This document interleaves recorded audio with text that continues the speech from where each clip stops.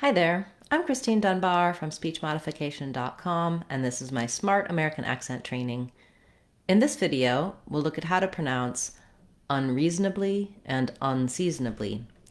So these words have a couple of options in pronunciation. The way I was saying them just now, unreasonably, I was using unreasonably, about 4 syllables. They may also have 5 syllables. That's because in these faster, shorter, unstressed syllables, we tend to reduce a little bit in these two words. Let's break it down and help you pronounce it smoothly and easily in your everyday speech.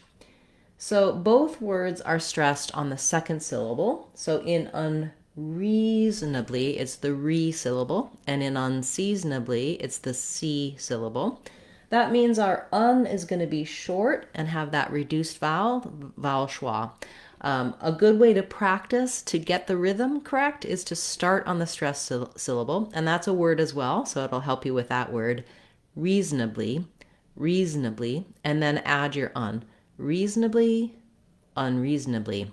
You want to feel that that re is really the length. You don't want a lot of length on the un. Unless you're trying to really stress, no, I said unreasonably, then that is a change in the intonation. We do sometimes give a little bit of emphasis on something if I'm trying to make a contrast between reasonably and unreasonably and highlight that. So the letters EA say the E sound in both of these words, the tense E. And then the O basically is either a schwa or it's not there at all. So in words like reason, season, in reason and season, we do use a little more schwa there. But again, here's the influence of the longer word having a lot of syllables. I don't really always say unreasonably with that schwa there. So you can see in the IPA, in the dictionary, you may see just a z and an n together. It's kind of what's called a syllabic n. So there may be a little sound, or that may just go quickly from the z to the n. Reason, reasonably, reasonably. So you can either, I've wrote it two ways for the two words. So both of these words are flexible. For unreasonably, you can say it with that schwa, and that would be 5 syllables. Unreasonably. And of course, you're going to say quickly, not syllable by syllable like that.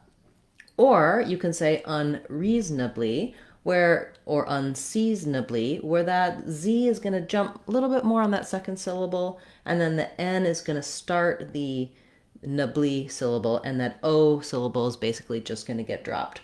So that's how I showed it in this writing. In both, in the dictionary, I didn't show a schwa. You could see a little schwa there. So to clarify and to repeat, either unreasonably or unreasonably. Ultimately, when I'm speaking, I don't want a lot of length on this syllable. So even if I make a syllable there, unreasonably, reasonably, no. You can hear how the zanably, zanably is really quick. That's another way to practice these types of words. We did our reasonably, unreasonably. You can also practice these syllables that are unstressed and work on getting them to be smooth, fluent, and all linked together. That would sound like zanably, zanably, zanably, reasonably. So you don't necessarily have to go super, super fast, but what you want is that you have length here, and then you don't have length in these syllables. So if you're going the whole thing more slowly but naturally sounding, unreasonably, unreasonably, or unseasonably, unseasonably. Okay, so I hope this helped you with the words unreasonably and unseasonably. Unfortunately, we're talking a lot lately about unseasonably warm weather or unseasonably cold weather, unseasonably windy weather with all our crazy climate change weather that we're experiencing. So that's a word that you may use. And of course, people behaving unreasonably is something we also have to contend with. So these are useful words. Thank you for the suggestion. If you have a request or suggestion that you'd like to see me cover in our Word of the Day series, feel free to leave that in the comments for this video or any of my videos. I'll add it to the list to cover in a future class. Thanks so much for being a subscriber to Speech Modification. I really appreciate your support, and I look forward to bringing you more Word of the Day videos each day, as well as our weekly live question and answer class. I hope you'll join me for that. And I also hope you'll check out our online courses on speechmodification.com.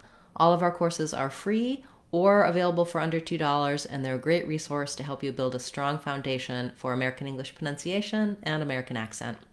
I'm Christine Dunbar from speechmodification.com. Remember, if you want to sound like a native speaker, you can do it. speechmodification.com. Bye, everyone. Hope to see you again soon.